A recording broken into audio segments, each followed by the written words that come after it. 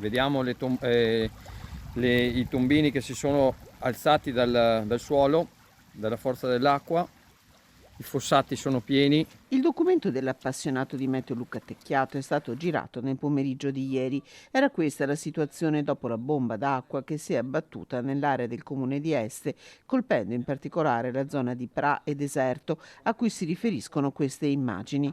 Allagati i campi, i tombini faticano a drenare la quantità d'acqua caduta in pochissimo tempo, con strade che per alcune ore si sono trasformate in torrenti e alcune famiglie che hanno dovuto combattere con l'acqua che ha invaso scantinati e abitazioni.